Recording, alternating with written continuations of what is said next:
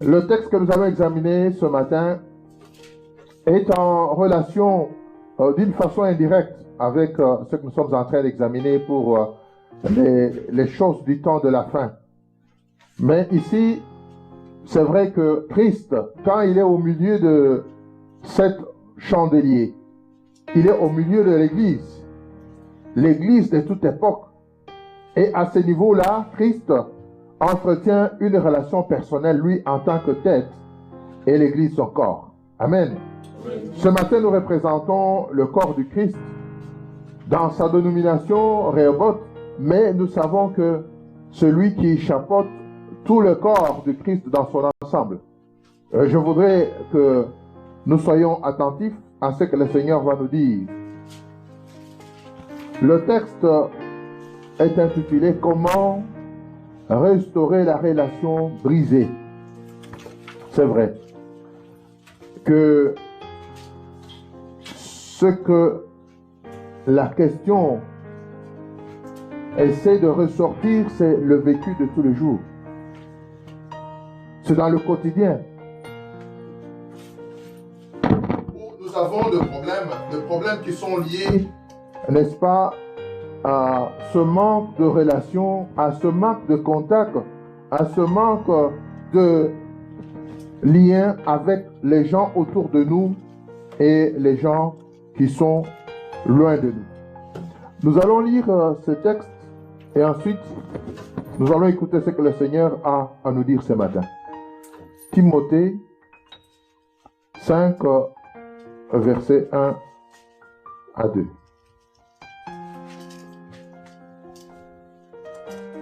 Lisons pour la gloire de Dieu. Ne réprimande pas rudement les vieillards, mais exhorte-les comme un père exhorte les jeunes gens comme des frères. Les femmes âgées comme des mères, celles qui sont jeunes comme des sœurs, en toute pureté. Tite 2 à 8.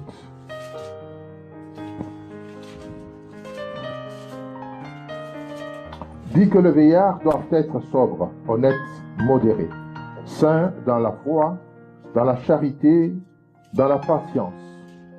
Dit que les femmes âgées doivent aussi avoir l'extérieur qui convient à la sainteté, n'être ni médisantes, ni adonnées au vin, qu'elles doivent donner de bonnes instructions dans le but d'apprendre aux jeunes femmes à aimer leurs maris et leurs enfants, à être retenues, chastes, occupées aux soins domestiques, bonnes, soumises à leur mari, afin que la parole de Dieu ne soit pas blasphémée.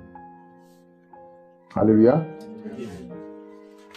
Exhorte de même les jeunes gens à être modéré, le montrant toi-même à tous égards un modèle de bonnes œuvres et donnant un enseignement pur, digne, une parole saine, irréprochable, afin que l'adversaire soit confus, n'ayant aucun mal à dire de nous et de vous. Alléluia. Pour que l'ennemi n'aille pas vous accuser devant le Seigneur, afin que ton témoignage soit un témoignage qui rend toute la gloire à celui qui en mérite. Le troisième texte que nous allons lire, c'est dans Éphésiens 4, de Philippiens plutôt, 4, 2 à 7. Réjouissez-vous toujours dans le Seigneur.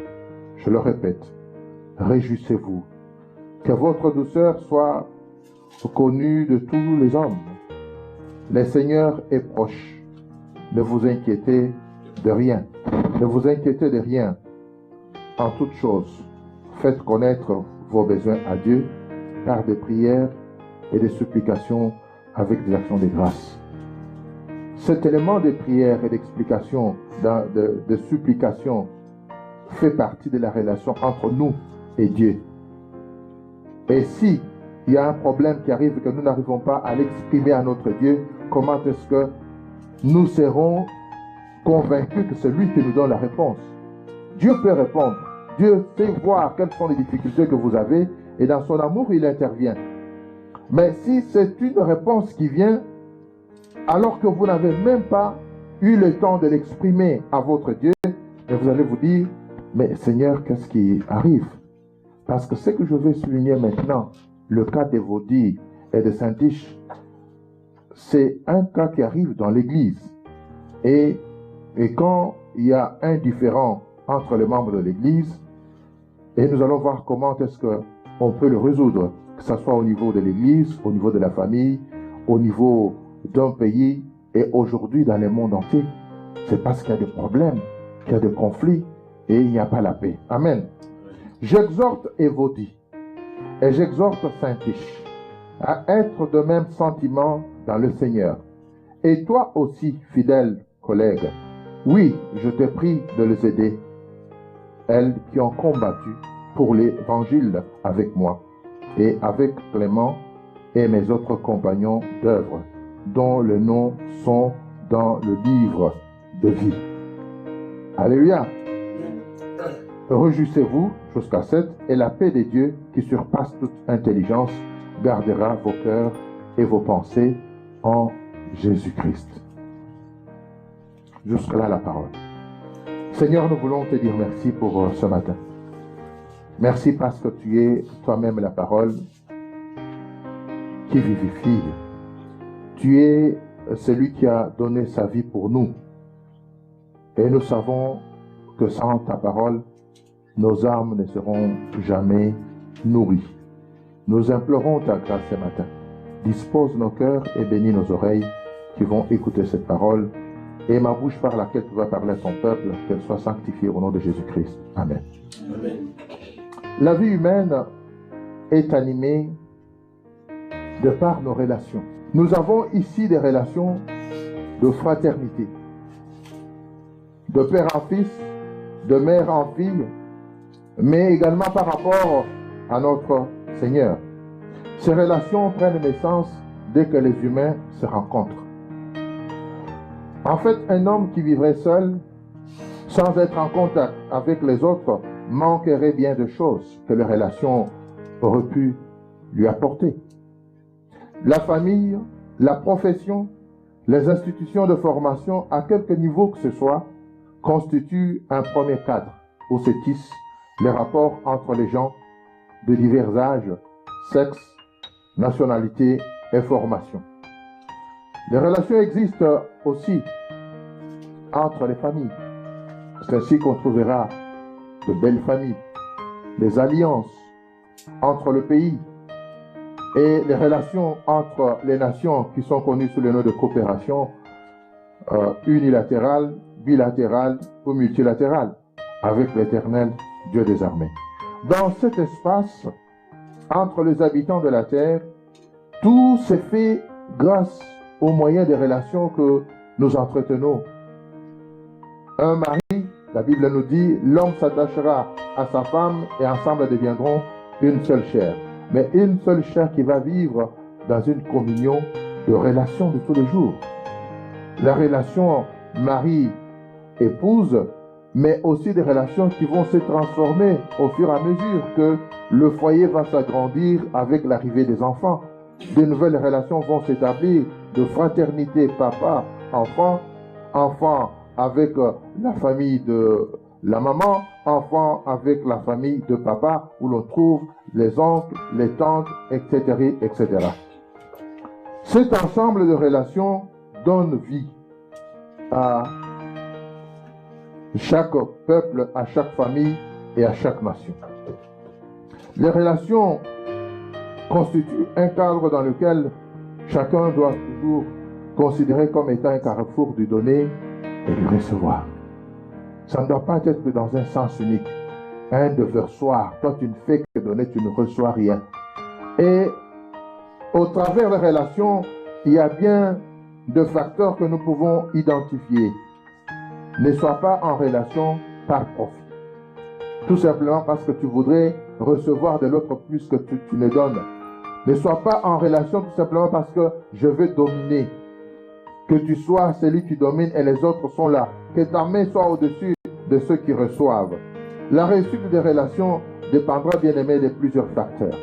Des objectifs ainsi que de moyens mis en œuvre pour pouvoir y arriver. C'est ainsi que dans les écoles, dans les universités, dans les partis politiques, dans les industriels et les commerçants, les gens sont appelés à mettre sur place des textes qui coordonnent, des textes qui gèrent, qui codifient les relations des uns et des autres. Et il va sans dire que sans le respect de ce que nous mettons sur papier, nos relations finiront un jour par être brisées. Comment est-ce que les relations se brisent entre l'homme et la femme? C'est lorsque les paroles qui ont été prononcées le jour du mariage, ces paroles ne sont plus respectées. L'homme déclare son amour, de s'engager de l'aimer, de la chérir, de la protéger, jusqu'à ce que la mort les sépare. Ce sont des formules traditionnelles. Et vice-versa. Mais à partir du moment que ces paroles ne sont plus respectées, l'union entre les deux va souffrir.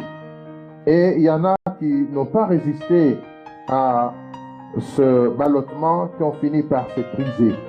Le terme grec qui indique la fin d'une alliance utilise ce verbe-là, briser. Briser, pourquoi? Parce que l'alliance, c'est quelque chose que vous mettez ensemble, où l'un et l'autre doivent tenir, de manière à ce que ce que vous avez ensemble mis en place ne puisse pas être tombé. Quand ça tombe, ça se brise. Et ce terme-là a un sens. Briser une alliance signifie déchirer le texte. Nous avons déjà entendu des gens qui, dans les premiers mois de leur mariage, prennent carrément les alliances, jettent. Pourquoi? L'alliance, qu'est-ce qu'elle représente pour nous? Une relation conjugale, une relation d'amour. Mais à partir du moment que tu te décides, tu dis, ça ne vaut plus la peine, tu sors. C'est comme si tu l'avais placé toi-même à ton doigt. Or, l'alliance t'a été placée par l'autre. Pour témoigner devant ceux qui vous regardent, devant Dieu, que vous vous engagez pour une vie commune. Mais à partir du moment où tu te dis, ça ne représente plus que tu sors l'alliance, tu jettes, ça signifie que tu brises l'alliance que tu as signée devant les hommes et devant Dieu. Or, la relation qui doit exister dans nos familles, c'est une relation qui a une importance capitale. Non seulement pour vous le mari, pour vos familles, mais également pour la progéniture. Qu'est-ce que tu lègues à tes enfants comme modèle? Qu'est-ce que tu laisses à tes enfants comme un cadre de référence pour dire, quand je veux me marier, moi je ferai aussi comme mon papa, je ferai comme ma maman. Ils ont été fidèles jusqu'au bout, en dépit de toutes les difficultés inhérentes à la vie humaine. Amen.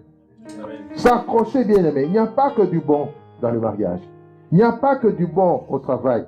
Beaucoup de gens ont eu, dans le cadre de leur profession, à rencontrer des moments où on se dit finalement, est-ce que je dois continuer à travailler, à être si brimé, à être pratiquement considéré comme sans valeur, tout simplement parce que j'ai droit à mon salaire. On finit par se poser des questions. Est-ce que je fais un bon choix? Est-ce que ça a été un bon mari? Et ça a été une bonne épouse? Dans ce texte que nous venons de lire, Paul s'adresse à Timothée. La Bible nous dit que Paul est déjà au soir de sa vie.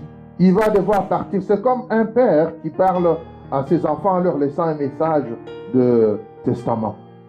Il indique à Timothée comment il doit vivre dans une communauté, surtout lorsqu'il s'agit d'une communauté qui est constituée de gens de différents âges.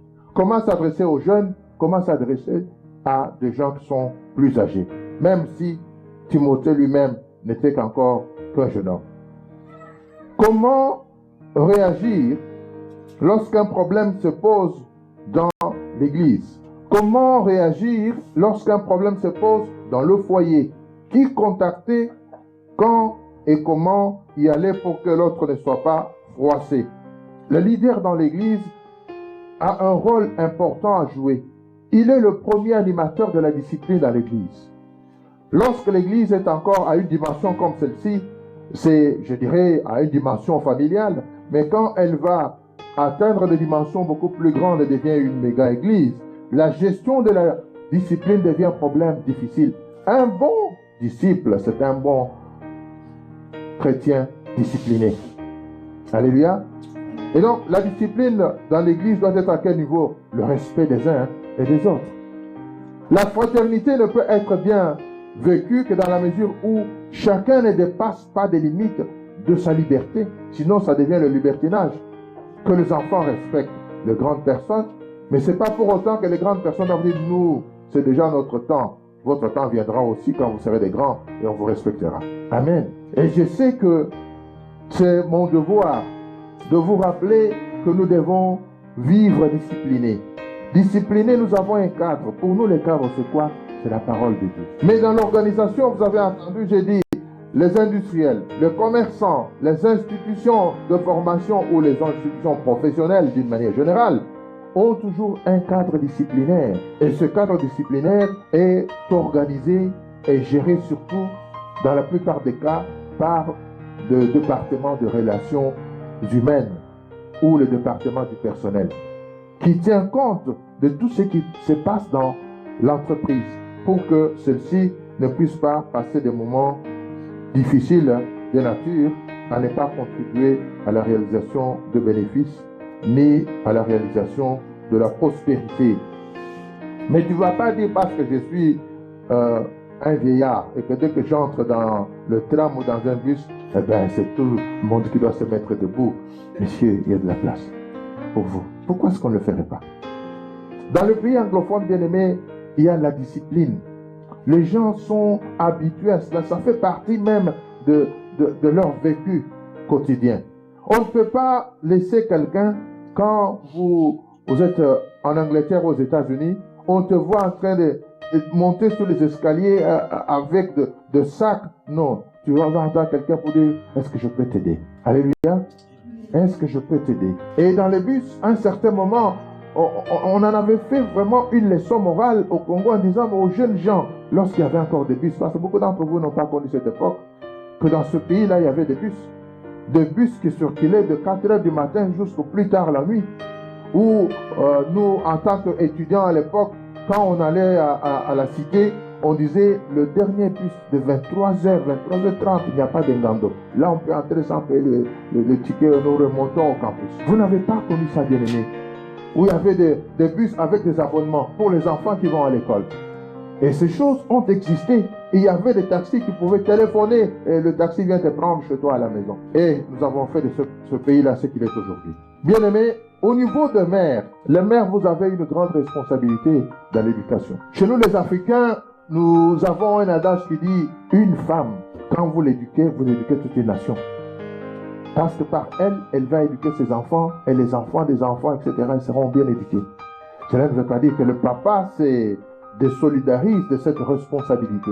Nous sommes là pour accompagner le maman dans l'éducation, les mamans dans l'éducation des enfants. Ne pas être là pour brimer, parce que la Bible nous dit dans Éphésiens de ne pas brimer les enfants, mais de les accompagner pour leur vie future. C'est cet ensemble de relations qui fait que les gens doivent vivre dans de bonnes conditions de collaboration, de fraternité, de convivialité.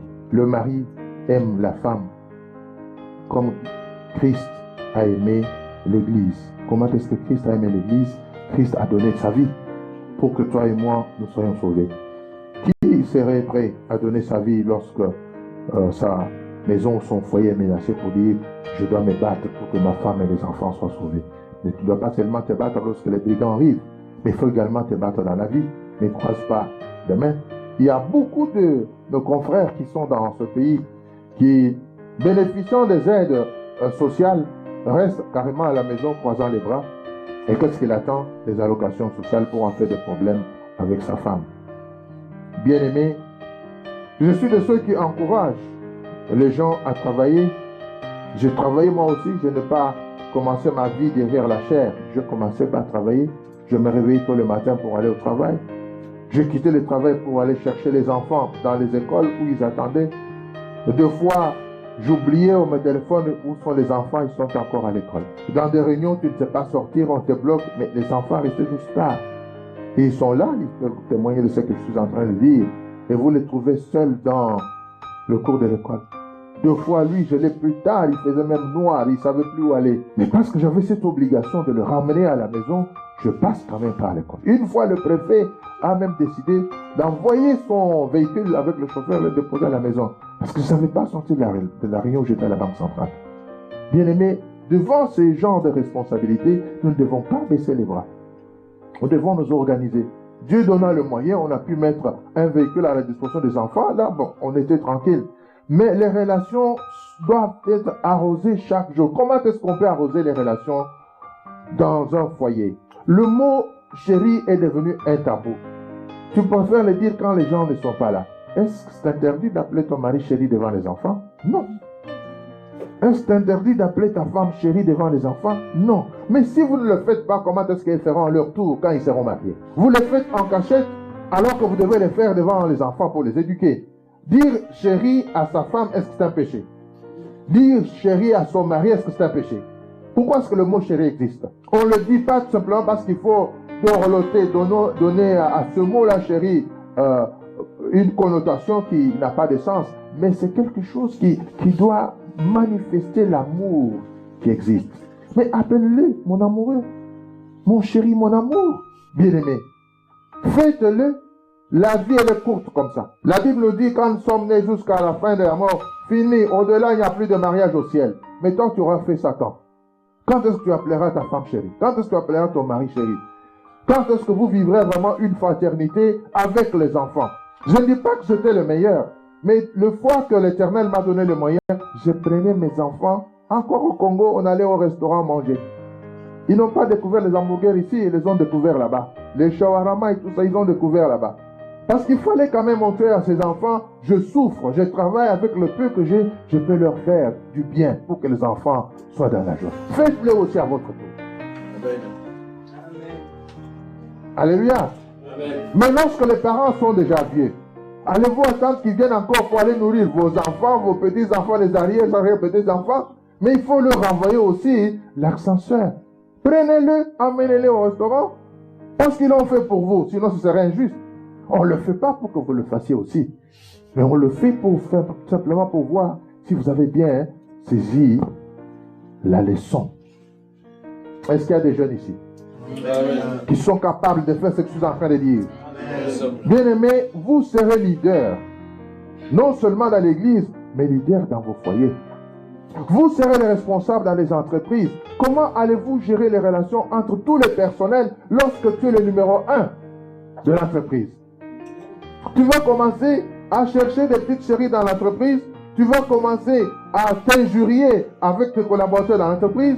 Tu vas venir en tant que responsable de l'entreprise en short et en babouche. Non, bien-aimé. Je ne dis pas qu'il faut faire l'adage, je dis l'habit ne fait pas hein, le moine. Mais lorsque tu as des responsabilités, mais comporte-toi en tant que responsable. Chez toi, au travail et dans toutes les situations où tu es appelé à défendre ton entreprise. Qu'en est-il de toi aujourd'hui? Quelles sont les relations que tu entretiens avec tes parents, avec les membres de la famille? Est-ce que ce sont des relations qui sont dans de brouillard le plus total? Vous ne savez même plus vous téléphoner, vous ne savez pas dire à ton frère, voilà ce qui se passe chez moi, etc., etc. Vous ne savez même pas rencontrer vos parents pour partager certains problèmes qui vous touchent. Ne soyons pas irresponsables, parce que chacun de nous rendra compte. Ah, c'est là où les choses vont être clairement mises sur table. Si moi, aujourd'hui, en tant que serviteur de Dieu, pasteur de cette église, je vous dis, il faut le faire. Ce n'est pas pour me faire plaisir, c'est pour faire plaisir à celui qui te voit. Alléluia. L'Éternel voit toutes choses. Mais si toi, tu ne sais pas m'écouter aujourd'hui, où je joue ce rôle de papa de cette église pour te dire des vérités sans cacher. Donc, je me mets dans une position où, si tu as un problème, viens me voir. Beaucoup d'entre vous m'ont déjà rencontré avec des problèmes personnels. Jamais vous avez entendu ça transpirer à un pasteur. Ces affaires qu'on lui raconte, il raconte ça devant tout le monde. Non, il ne le fait jamais. Alléluia. Certains actes que j'ai déjà posés dans des familles, ça et là, je ne viens pas les dire ici, parce que c'est mon rôle en tant que berger de pouvoir m'occuper de mes brebis pour que leur vie soit une bonne vie. Relisez encore le psaume 23, vous verrez le rôle que joue un berger. Il a la houlette et le bâton pour remettre les gens sur le bon chemin. Alléluia. Je te pose encore la question, où en es-tu aujourd'hui dans tes relations avec tes frères et sœurs? Tes relations sont-elles au beau fixe? Quelles relations as-tu avec tes parents? Est-ce que tu réponds aux parents avec respect? Est-ce que tu y es là disposé pour que les parents puissent se dire, je peux donner ma main à couper parce que mon enfant, il est poli. Mon enfant, il est coopérant. Mon enfant, il est obéissant. La Bible nous dit, obéissez aux parents et vous aurez une longue vie. Si vous n'avez pas besoin de longue vie, faites la rébellion dans la famille. Faites la rébellion, vous aurez une petite vie, une vie courte, où vous n'aurez même pas l'occasion de voir de petits-enfants. Mais aimez les parents. Respecter les parents, c'est respecter les dieux. Parce que c'est Dieu qui a choisi ses parents pour vous les envoyer. Il ne faut pas dire que j'ai été né là-bas par hasard. Non, il n'y a pas de hasard. On n'envoie pas les enfants naître dans une famille.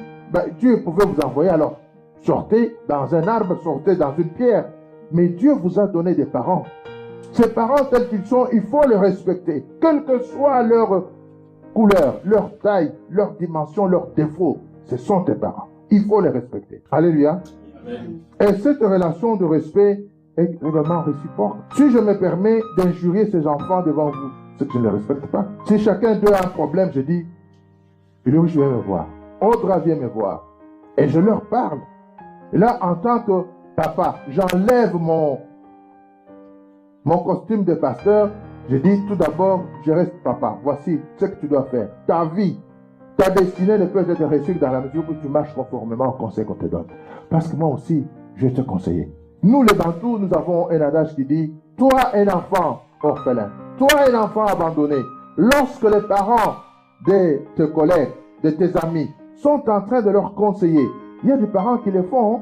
Il dit, mettez-vous ici, il va commencer à parler à tous les enfants. Si toi, qui n'as plus de parents, toi qui n'as plus un soutien quelconque, devant ce genre de conseil, au lieu que les autres ouvrent 2 oreilles, toi tu dois en ouvrir 4.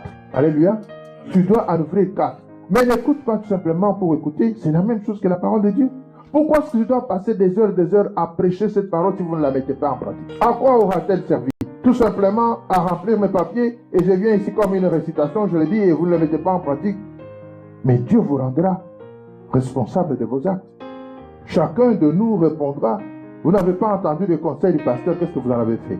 Il vous a dit de respecter les parents, respecter vos collègues, respecter également toute personne dans la vie, dans la société où nous sommes. Au vieillard, laisse la place lorsqu'il rentre dans le bus ou dans le tram. Saluer, ça ne coûte rien. C'est ici où est-ce qu'on va dire que le froid, il n'y a qu'ici, en Europe, il n'y a pas le froid ailleurs, en Amérique, il n'y en a pas. Moi, j'ai été ébloui. Je ne peux pas citer les exemples d'autres personnes. Vous en avez des témoignages aussi. J'arrive aux États-Unis sans connaître personne à l'aéroport. Hi, how do you do? How are you? On te salue, hello. Les gens qui ne te connaissent pas disent bonjour.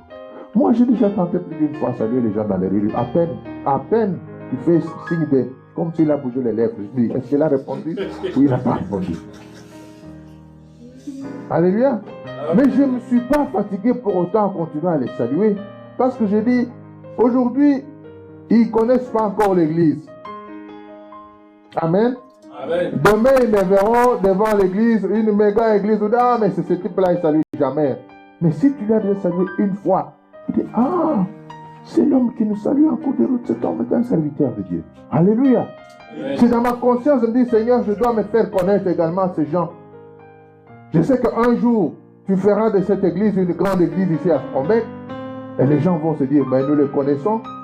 Mais si on te trouve dans les boîtes du coin, en dispute, tu bois, tu injuries les gens, le jour que les gens te verront à la tête de l'église vont dire, ben, nous perdons notre temps ici. Il n'a pas de manière cet homme-là. Et c'est toute l'église qui sera en cause. Je crois que dans l'église, il y a des gens bien comme vous autres. À cause de mon comportement, l'église va être mal cotée. Vous m'encouragez à faire ça? Vous serez bien coté? Alors, ne le faites pas dans vos familles. Parce que vous serez mal coté aussi. Nous venons de voir que dans ce texte, ce qui est plus important, c'est Paul nous cite deux dames, Évodie et Syntyche. Évodie et Syntyche sont dans une relation conflictuelle. Paul dit, je les exhorte. Je dis, Seigneur, mais quel est le problème? Parce que le texte ne me dit rien. Je dis, pour comprendre où j'ai le problème, je suis allé au chapitre précédent.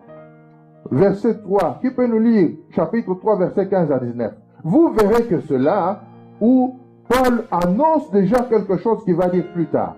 Philippiens 3, 15 à 19. Vous n'êtes pas encore arrivé là. Je vais lire pour vous.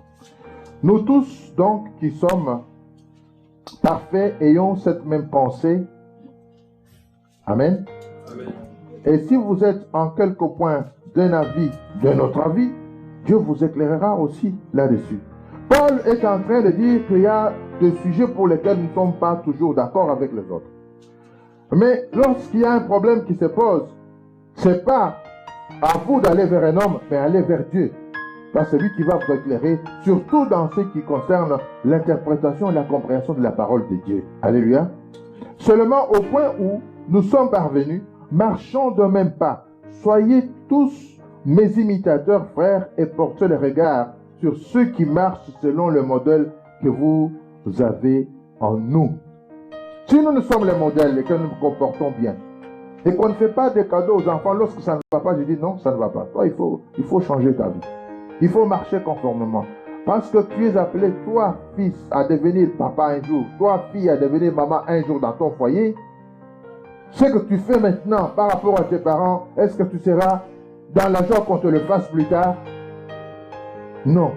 Ne faisons pas du mal aux gens. La Bible nous dit, faites toujours du bien et vivez dans la paix avec les autres. Car il en est plusieurs qui marchent en ennemi de la croix de Christ. Je vous en ai souvent parlé et j'en parle maintenant encore en pleurant. Paul pleure. Il pleure non pas parce qu'il a de douleur. Il pleure tout simplement parce que les gens ne respectent pas la parole de Dieu.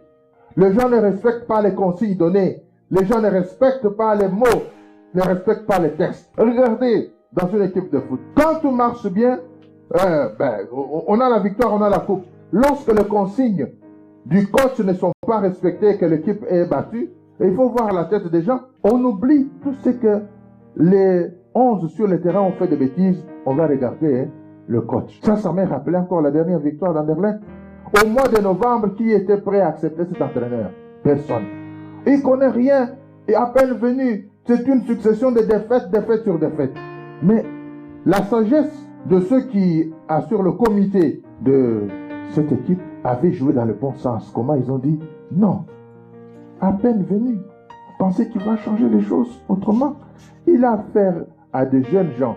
Ces jeunes gens, chacun a une éducation.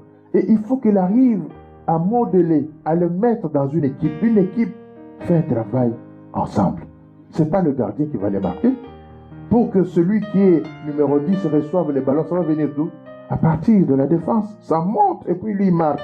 Mais s'ils ne sont pas unis, s'ils n'ont pas une discipline, s'ils ne suivent pas le conseil du coach, l'équipe va perdre.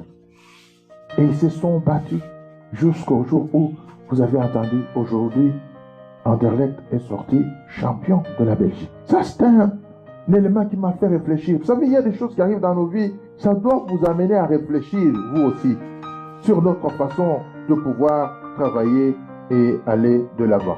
Donc, je me dis, si c'est par rapport à cette situation, comment est-ce que l'Église doit agir? Étant donné que nous sommes dans ce monde où nos regards sont tournés aux choses de ce monde, et parfois, quand vous avez du temps, vous regardez au Seigneur, tournez vos regards vers le Seigneur.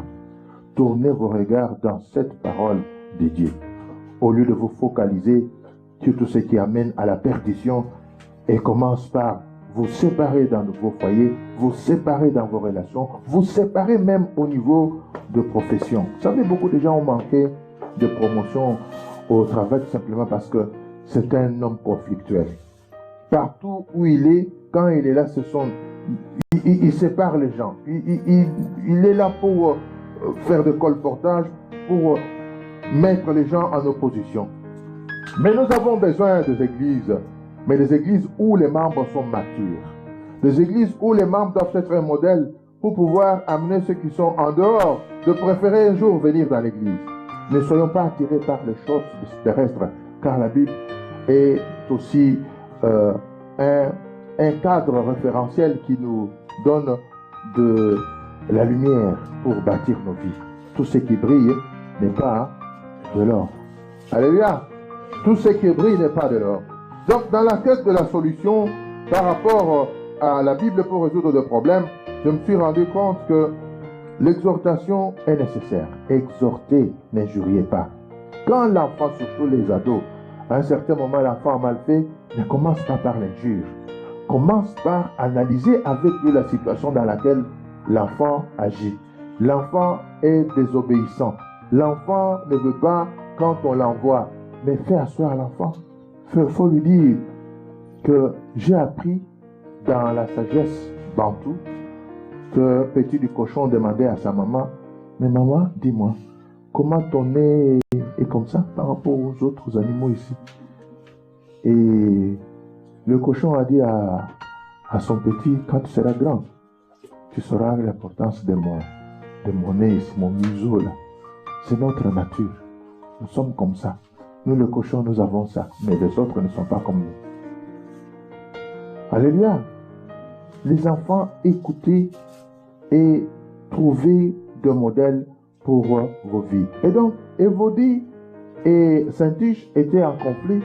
Comment résoudre le problème conflictuel dans l'Église? La Bible nous donne un cadre qui est dans Matthieu 18, que je n'ai pas utilisé ce matin, mais tout simplement, je me dis, nous avons un modèle. Est-ce que tu peux dire à ton voisin, nous avons un modèle? Mais je voulais dire lequel. La Bible nous dit que nous avons été créés à l'image et à la ressemblance de Dieu. Alléluia. Dieu est une entité en 3 personnes. Je fouillais dans la Bible. J'étais en train de chercher conflit entre Dieu et Jésus-Christ. Conflit entre Dieu et le Saint-Esprit. Conflit entre le Saint-Esprit et Jésus-Christ. Je ne les ai pas trouvés. Je me dis, ok. Parce que nous avons été créés à l'image de Dieu et à sa ressemblance. Ça signifie que nous avons en nous la capacité de pouvoir vivre comme Dieu.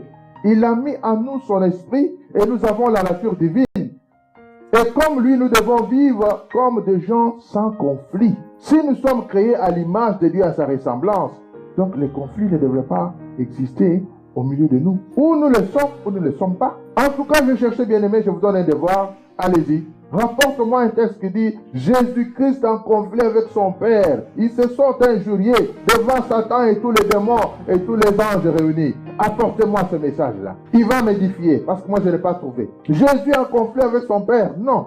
Il demande l'aide, oui, mais pourquoi m'as-tu abandonné? Il sait pourquoi, parce que son papa ne pouvait pas à la croix le regarder avec tous les péchés du monde sur lui. Il n'était plus beau à voir. Il dit, pourquoi m'as-tu abandonné? Alléluia. Bien-aimé, si tu ne retiens que ceci, pas tout ce que j'ai rencontré au niveau familial, professionnel, en disant, je suis créé. Est-ce que quelqu'un peut dire comme moi, je suis créé à l'image et à la ressemblance de Dieu? Ça suffit. Donc je dois vivre comme lui. Entretenir les bonnes relations. Vous savez la relation, et c'est par là que je vais terminer, qui existe entre Dieu le Père et Dieu le Fils. Jésus-Christ, avant de monter, nous a dit, je ne veux pas vous laisser comme des orphelins. Ça signifie quoi? Il avait pitié de nous. Les orphelins sont des enfants abandonnés, qui n'ont plus de père ni de mère, qui vivent comme ça, qui vont ramasser la bouffe dans des poubelles. Dieu n'a pas voulu que tu ailles ramasser la bouffe dans la poubelle.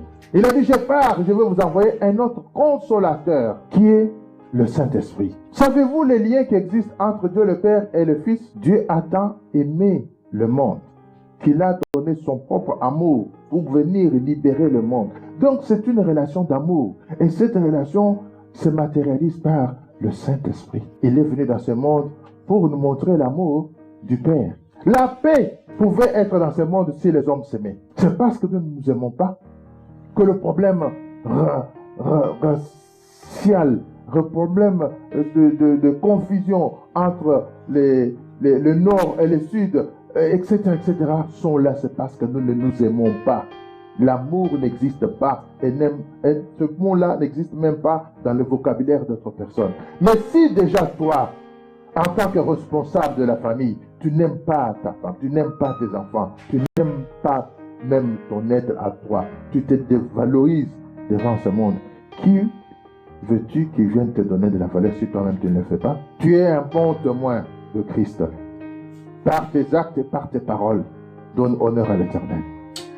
Et que ta vie dans le foyer soit un modèle, parce que le jour où tu seras appelé à témoigner, les gens vont ouvrir les yeux en disant non, il faut l'écouter. Parce qu'il a de la sagesse. Mais si on te voit tous les jours, comme on a été un jour réveillé ici à 4 heures du matin, une dame saoule jusqu'au-delà des cheveux. Elle vient, sonne chez nous. Oh, maman, sursaute. Moi, je dis, ne fais pas comme ça. Un jour, tu vas sursauter, avoir des problèmes de cœur. Tu entends? Relève-toi, la maman va regarder. Peut-être qu'elle a cru que c'est un enfant ou qu'elle dit, non, les enfants sont déjà rentrés. Et elle dit, allô, elle est partie pour répondre afin d'ouvrir la porte. Moi, je suis passé par la fenêtre, j'ai regardé. Elle était là. Avec son sac. Elle quitte. Elle ne savait même plus évoluer. Elle se cogne à la porte du voisin, là, elle tombe. Je dis, maman, laisse. C'est un esprit d'ivrognerie qui est en elle, est venu nous réveiller à 4 heures pour nous déranger. Elle dit, peut-être Dieu nous réveille prier. On a commencé à prier. Bien-aimés, nous devons faire très attention. Dans l'église, entretenons de bonnes relations. Je vais vous dire une chose.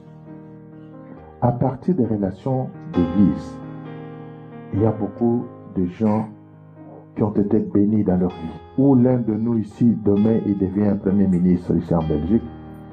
Et beaucoup d'entre nous vont trouver du travail.